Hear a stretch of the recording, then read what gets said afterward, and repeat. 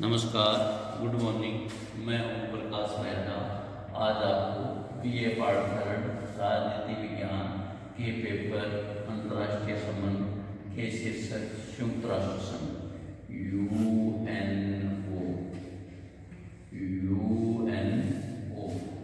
का अध्ययन अध्यापन कराऊंगा।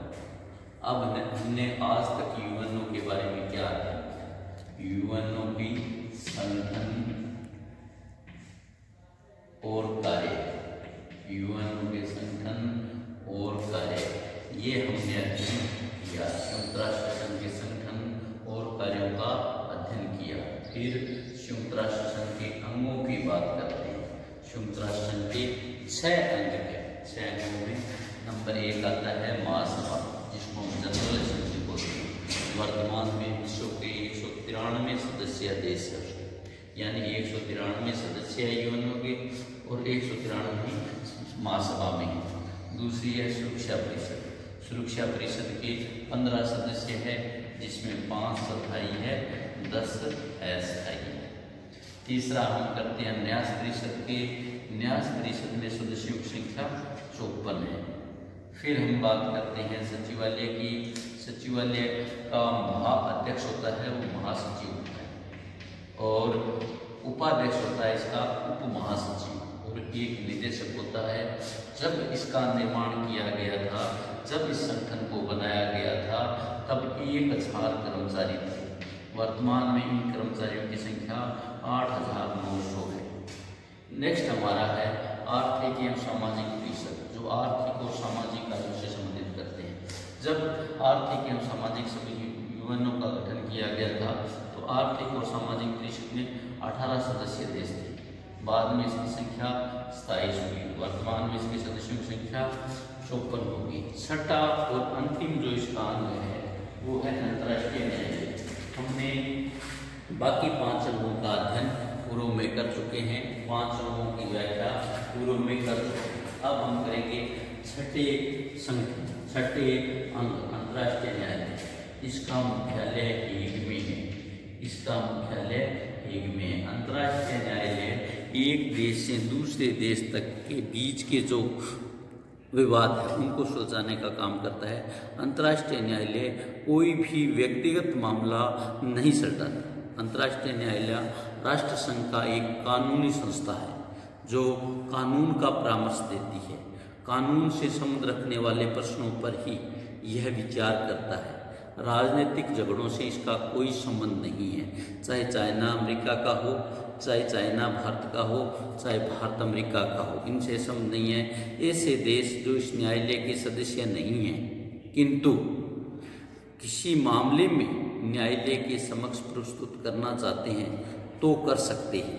इसके अतिरिक्त सुरक्षा परिषद कानूनी विवाद उपस्थित होने पर उसे न्यायालय में प्रस्तुत कर सकता है। सुरक्षा परिषद के सामने, यानी इन 5 अंगों के सामने कोई भी कानूनी मामला आ जाता है, चाहे महासभा है, चाहे सुरक्षा परिषद है, चाहे न्याय परिषद है, चाहे सचिवालय है, चाहे आर्थिक सामाजिक परिषद है। इन किसी भी अंग में अगर कोई कानूनी प्रश्न आ जाता है तो उस मामले में अंतर्राष्ट्रीय न्यायालय से परामर्श लेते हैं। अंतर्राष्ट्रीय न्यायालय में किसी भी व्यक्तिगत मामले को, व्यक्तिगत झगड़े को पेश नहीं किया जा सकता। चीन, सोवियत संघ, ब्रिटेन, अमेरिका ने डरबाइन ओक्स सम्मेलन, ओक्स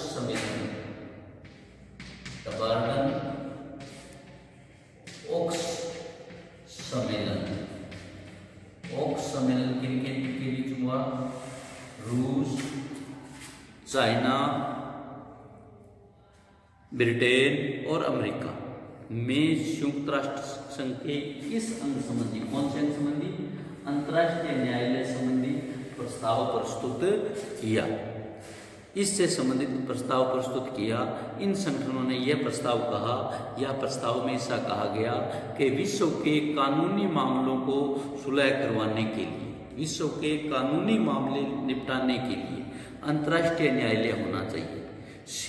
इसके बाद डरबान सम्मेलन के बाद सैन फ्रांसिस्को सम्मेलन हुआ। सैन फ्रांसिस्को सैन फ्रांसिस्को सम्मेलन हुआ। सैन फ्रांसिस्को सम्मेलन में विधिवेताओं को निमंत्रित किया गया। विधिवेताओं की एक समिति बनाई गई कानून के जानकारों की, जिसमें 14 देशों के प्रतिनिधि शामिल हुए, 14 देशों के विधिवेता शामिल हुए। ये 14 देशों को जो विधिवेता थे, इनका सम्मेलन 9 से 20 अक्टूबर 1945 तक सैन फ्रांसिस्को में चला। ये जो 14 देश थे, 14 देशों के विधिवेता थे, इनका सम्मेलन 9 से 20 अप्रैल 1945 को 9 से 20 अप्रैल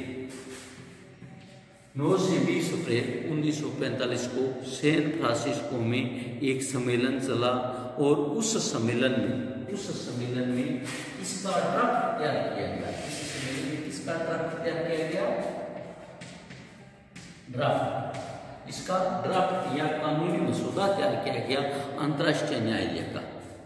संयुक्त राष्ट्र संघ के चार्टर, संयुक्त राष्ट्र संघ के जो चार्टर है, उस चार्टर के, संयुक्त राष्ट्र संघ के चार्टर के अनुच्छेद 92 से 96 में अंतर्राष्ट्रीय न्यायालय की स्थापना की गई है। 92 से 96 में अंतर्राष्ट्रीय न्यायालय का विधान है। अनुच्छेद 92 कहता है कि अंतर्राष्ट्रीय न्यायालय संयुक्त राष्ट्र संघ की न्याय संबंधी प्रधान उपकरण है। न्याय संबंधी सारे मामले हैं वो अंतर्राष्ट्रीय न्यायालय में सलटाए जाएंगे, ये अनुच्छेद 92 कहता है। उसका काम उस विधान के अनुसार है जो परिशिष्ट के चार्टर में संलग्न है। अनुच्छेद 94 यह कहता है, अनुच्छेद 94 में इस बात का प्रावधान किया गया है कि प्रत्येक देश का कर्तव्य है कि वो न्यायालय के निर्णयों का ठीक से पालन करे।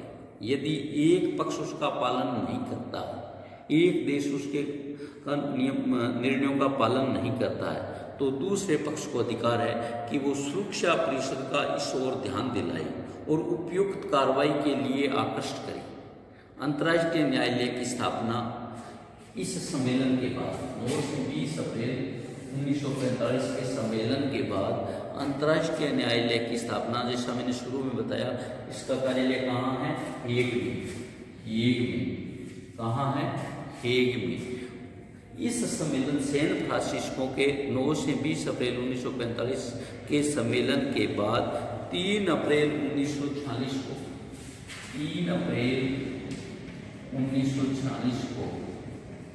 हेग में अंतर्राष्ट्रीय न्यायालय की स्थापना की गई। हेग में अंतर्राष्ट्रीय न्यायालय की स्थापना की गई। अंतर्राष्ट्रीय न्यायालय का संविधान में 70 अनुच्छेद है। इस जो अंतर्राष्ट्रीय न्यायालय है, इसका संविधान में कुल अनुच्छेदों की संख्या कितनी है? 70 अनुच्छेद है।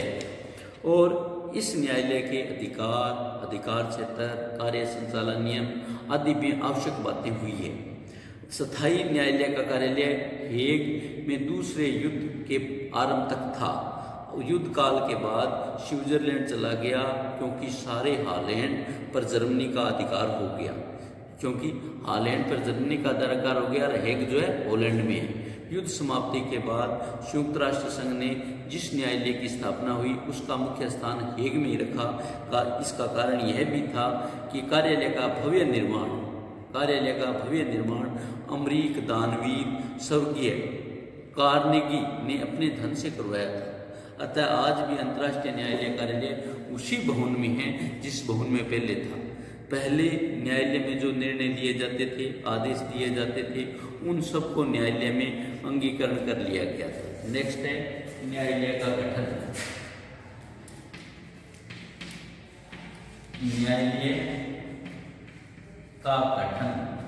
न्यायालय का गठन किस प्रकार है? न्यायालय के गठन में क्या क्या है? संयुक्त राष्ट्र संघ चार्टर की धारा 92 से 96 में इसका उल्लेख है। 92 के अनुसार अंतर्राष्ट्रीय न्यायालय के न्याय के लिए अंतर्राष्ट्रीय न्यायालय का गठन किया गया। अंतर्राष्ट्रीय न्यायालय के न्याय संबंधी सारे कार्य है, उनमें जजों की संख्या शुरू में 15 रखी गई थी। शुरू में जजों की संख्या 15 रखी गई थी। आज भी वो 15 की 15 है। वे न्यायालय अपने में से एक सभापति बनाएंगे और एक उप सभापति। उनका चुनाव 3 वर्ष के लिए होगा। ये जो 15 न्यायालय है, एक सभापति होगा, एक उप सभापति होगा, यानी एक सुप्रीम होगा, एक वाइस सुप्रीम होगा। उनका कार्यकाल 3 वर्ष के लिए होगा। और जो न्यायालय के न्यायाधीश है उनका निर्वाचन सुरक्षा परिषद तथा महासभा द्वारा 9 वर्ष के लिए किया जाता है। न्यायालय में न्यायाधीशों के चुनाव में रंग, भेद, धर्म के आधार पर नया स्थान देकर योग्यता के आधार पर स्थान दिया जाता है। हालांकि योग्यता के स्थान पर भौगोलिक स्थिति भी देखी जाती है। वे व्यक्ति अपने क्षेत्र में ख्याति प्राप्त कर चुके हो, ख्याति न्यायालय के क्षेत्र में, न्याय के क्षेत्र में, और अंतर्राष्ट्रीय कानून के विशेषज्ञ माने जाते हो। संविधान में कहा गया है कि न्यायाधीश का नैतिक चरित्र उच्च होना चाहिए। उसमें वो योग्यता होनी चाहिए जो उनके देश के न्याय संबंधी उच्च स्थानों में उच्च न्यायिक दर्जों की नियुक्ति के लिए आवश्यक हो, कि वो जिस देश से आता है उस देश का सुप्रीम कोर्ट या हाई कोर्ट का मजिस्ट्रेट बनने की योग्यता रखता हो। इतना इस ओर ध्यान रखा जाता है कि एक से अधिक न्यायाधीश एक राष्ट्र के नहीं हो। इन न्यायाधीशों में कोई भी राजनीतिक कार्य या कोई व्यवसाय करने की आज्ञा नहीं होती। इनका पुनर्निर्वाचन भी हो सकता है, 9 वर्ष के बाद दोबारा भी निर्वाचित हो सकते हैं। न्यायाधीशों का चुनाव करते समय इस बात का ध्यान रखा जाता है कि न्यायालय में संसार के सभी न्याय व्यवस्थाओं का प्रतिनिधित्व प्राप्त हो। फिर है उन्मुक्तियां मतलब छूट। किसको छूट? अंतर्राष्ट्रीय न्यायालय के न्यायाधीश को। न्यायाधीशों को अनेक विशेषाधिकार सौंपे गए। उनको राजनीतिक उन्मुक्तियां प्रदान की गई है। न्यायालय के सम्मुखवादियों में प्रतिनिधि, परामर्शदाता और वकीलों को भी स्वतंत्रता पूर्वक कार्य करने की छूट दी गई है। नेक्स्ट है हमारा गणपूर्ति फोरम।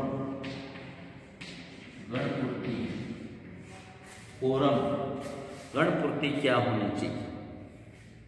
गणपूर्ति में है न्यायालय के जो न्यायाधीश 15 न्यायाधीश है वो कोई भी निर्णय पारित करे, किसी भी निर्णय के लिए 9 लोगों का मतदान होना जरूरी है। 9 लोगों की गणपूर्ति होनी चाहिए। नेक्स्ट है हमारा प्रक्रिया। किस प्रक्रिया से निर्णय किए जा सकते हैं? प्रक्रिया न्यायाधीश सभी निर्णय जो है बहुमत से किए जाते हैं। बहुमत न होने पर सभापति का निर्णायक मत होता है। न्यायालय की भाषा फ्रेंच और अंग्रेजी है। उस भाषाओं को अधिकृत रूप से स्थान दिया जा सकता है। न्यायालय अपनी कार्यावधि और नियमावली स्वयं तैयार करता है। न्यायालय में सब वाद विवाद जा सकते हैं। दोनों पक्ष उसके सामने रखना चाहिए, जिसका संयुक्त राष्ट्र के चार्टर या किसी न्यायालय में नहीं रखा गया है। न्यायालय के सम्मुख प्रतिवादी केवल राष्ट्र ही हो सकता है, कोई व्यक्ति नहीं हो सकता। ऐसे राष्ट्र को संयुक्त राष्ट्र का सदस्य नहीं है, उसका विवाद का निर्णय भी इस न्यायालय में करा सकते हैं, किंतु सुरक्षा परिषद द्वारा निर्धारित शर्तों का मानना पड़ेगा। सुरक्षा परिषद भी ऐसी शर्तें नहीं रख सकती जिसके कारण गैर सदस्य जो राष्ट्र है, जो अंतर्राष्ट्रीय न्यायालय के सदस्य नहीं हैं, उनमें छोटे बड़े का भेदभाव दृष्टिगत हो। न्यायालय के विधान के अनुसार मुकदमे का खर्चे में कौन सा देश कितना खर्चा उठाएगा, कि गैर राष्ट्रीय राष्ट्रों पर कितना पड़ेगा, यह निर्णय न्यायालय करेगा। न्यायालय का निर्णय अंतिम समझा जाता है। निर्णय की अपील नहीं की जा सकती, क्योंकि विश्व का सबसे बड़ा न्यायालय है। किंतु यदि कोई पक्ष यह समझे, उसको यह लगे कि उसको मौका नहीं दिया गया है, अपने पूर्व तर्क नहीं रख सका है, तो वह प्रत्यक्ष रूप से अपनी भूल के लिए पुनर्विचार याचिका दायर कर सकता है, जिसमें यह मांग कर सकता है कि मुझे एक मौका और दिया जाए। न्यायालय का अधिकार है कि निर्णय देने से पूर्व किसी व्यक्ति विशेष या कमेटी द्वारा संबंधित विषयों की जांच करा ले कि ये क्या वाद योग्य है विषय। मुकदमे की सुनवाई आमतौर पर अंतर्राष्ट्रीय न्यायालय में सार्वजनिक होती है, किंतु न्यायालय स्वतः अथवा वादी प्रतिवादी की प्रार्थना बंद कमरे में भी सुनवाई हो सकती है। अगर न्यायालय का न्यायाधीश या वादी प्रतिवादी बंद कमरे में चाहते हैं तो बंद कमरे में भी सुनवाई कर सकती है। सब प्रश्नों का निपटारा, जो जितने भी वाद विवाद है उनका निपटारा न्यायाधीशों के बहुमत से होता है। किसी भी प्रश्न का न्यायाधीशों के अगर मत बराबर हो जाते हैं तो सभापति का निर्णय अंतिम माना जाता है, और उसकी अनुपस्थिति में अगर सभापति अनुपस्थित है तो उसकी उपस्थिति में जो व्यक्ति सभापति के आसन पर ग्रहण बैठा है उसका निर्णायक वोट होगा, यानी कास्टिंग वोट होगा। यदि इस निर्णय सर्वसम्मति से हो जाता है, सर्वसम्मति नहीं होता है, तो इस अवस्था में अलग मत वाले न्यायाधीशों को भी अपना पृथक लिखित में मत देने का अधिकार है। मुकदमे का निर्णय खुली अदालतों में पढ़ा जाता है, उस पर सभापति और रजिस्ट्रार के हस्ताक्षर होते हैं। साधारणतः यदि अंतर्राष्ट्रीय न्यायालय में किसी प्रकार के निर्णय जीतने वाले राज्य को मुकदमे का व्यय पाने का उल्लेख न हो जाता है तो न्यायालय का विचार है कि प्रत्येक पक्ष अपना खर्चा स्वयं उठाएंगे। मुकदमे के लिए सुनवाई के लिए कम से कम 9 सदस्यों को होना आवश्यक है। न्यायालय का खर्चा सदस्य देश लेते हैं। सदस्य देश जो उसके सदस्य देश है, खर्च का किस देश को कितना खर्चा देना है इसका निर्णय महासभा करती है। संयुक्त राष्ट्र का वार्षिक बजट में न्यायालय का बजट भी सम्मिलित होता है, और सभी न्यायाधीशों को न्यायाधीश और वेतन का रजिस्ट्रार का वेतन दिया जाता है। यद्यपि न्यायालय का जो स्थायी कार्यालय है वो हेग में है, परंतु मुकदमे की सुनवाई दूसरे देशों में भी हो सकती है। मुकदमे की सुनवाई दूसरे देशों में भी की जा सकती है। इस प्रकार हम आगे बात करेंगे अंतर्राष्ट्रीय न्यायालय के क्षेत्राधिकार की। हम आगे बात करेंगे अंतर्राष्ट्रीय न्यायालय के क्षेत्राधिकार। न्यायालय का क्षेत्राधिकार, न्यायालय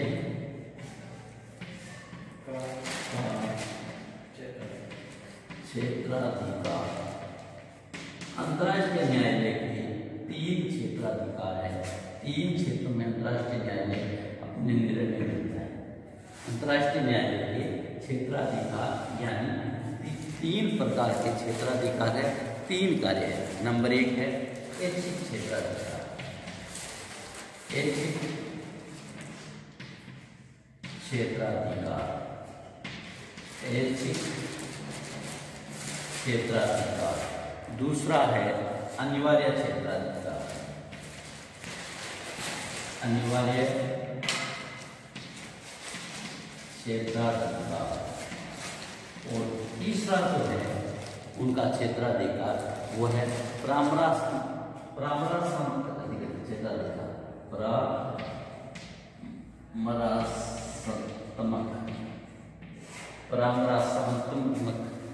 परामर्श से संबंधित परामर्शात्मक क्षेत्राधिकार, परामर्श से संबंधित क्षेत्राधिकार, अनिवार्य क्षेत्राधिकार और ऐच्छिक क्षेत्राधिकार। ऐच्छिक मतलब ऐच्छिक कार्य, अनिवार्य मतलब अनिवार्य, और परामर्श मतलब परामर्श वाला। तो ऐच्छिक जो क्षेत्राधिकार है, ऐच्छिक क्षेत्राधिकार की जो व्यवस्था है वो अंतर्राष्ट्रीय न्यायालय की प्रविधि की धारा 36 में उल्लेख किया गया है। न्यायालय उन सभी मामलों में विचार कर सकता है जिससे संबंधित राज्य न्यायालय में सम्मुख प्रस्तुत करे। ऐसे मामलों में विचार कर सकता है जो राज्य की सरकारों के सम्मुख प्रस्तुत किया जाता है। अनिवार्य क्षेत्राधिकार में राज्य स्वयं की घोषणा करके इस क्षेत्रों में न्यायालय से संबंधित क्षेत्राधिकार स्वीकार कर लेता है। इसमें क्या है, हमने कोई देशों में संधि की है तो संधि की व्याख्याता, अंतर्राष्ट्रीय कानून की व्याख्याता, अंतर्राष्ट्रीय दावों की व्याख्याता, अगर उनका उल्लंघन समझा जाता है तो क्षतिपूर्ति के परिणामों की व्याख्याता। डॉक्टर ओपनहीम ने न्यायालय के क्षेत्राधिकार को वैकल्पिक आवश्यकता क्षेत्राधिकार बताया। परामर्शात्मक क्षेत्राधिकार वो है जिन क्षेत्रों में वो 500 अंग, ये जो 500 अंग महासभा, सुरक्षा परिषद, न्याय परिषद, सचिवालय, आर्थिक परिषद, उनको यह लगता है कि हमें ये कानून से संबंधित विषय है, इसमें परामर्श लेना है, तो इसलिए अंतर्राष्ट्रीय न्यायालय द्वारा परामर्श देने का भी कार्य संपन्न किया जाता है। महासभा तथा सुरक्षा परिषद का परामर्श के मामले में जो समस्त परामर्श है, ये पांचों जो अंग है, ये अंतर्राष्ट्रीय न्यायालय के न्यायाधीश उठाते हैं। परामर्श के सम्मुख में लिखित में परामर्श के लिए ये पांचों अंग कोई भी देश लिखित में प्रार्थना स्वीकार करता है। 1946 में संयुक्त राष्ट्र संघ और उसकी सहयोगी संस्थाओं ने सहयोगी देशों ने अंतर्राष्ट्रीय न्यायालय से लगभग 24 बार परामर्श मांगा, 24 बार कानूनी सलाह मांगी। आगे हमारा रहेगा न्यायिक निर्णय की क्रियान्विति। नया टॉपिक है न्यायिक निर्णय की क्रियान्विति। ये टॉपिक हम कल करेंगे कि किस प्रकार न्यायिक निर्णय की क्रियान्विति करते हैं। आज हमने जो मुख्य बात की है वो अंतर्राष्ट्रीय न्यायालय के कितने सदस्य हैं? 15 सदस्य हैं। 14 सदस्यों ने 9 से 20 अप्रैल 1945 को मीटिंग की। 3 अप्रैल 1946 को हेग में इनका कार्य स्थापित किया। इनका ड्राफ्ट दरबान सम्मेलन तथा सैन फ्रांसिस्को सम्मेलन में घोषित किया गया। मुख्यालय हेग में है। अनुच्छेद इसके कुल 70 है और इसके जो गठन का न्यायालय के गठन में कुल 15 न्यायाधीश होते हैं, जिसमें एक सभापति होता है, एक उपसभापति होता है और उन मुखिया उसको जो निर्णय देने की शक्ति है वो उन मुखिया हैं। और गणपूर्ति में प्रत्येक जो निर्णय लेना है उसके लिए कम से कम 9 सदस्यों को होना चाहिए। और प्रक्रिया इनकी पूर्णतः खुले में होती है, किंतु वादी और प्रतिवादी लोगों द्वारा मांग किए जाने पर इसकी बंद कमरे में भी सुनवाई हो सकती है। धन्यवाद, थैंक यू, नमस्कार।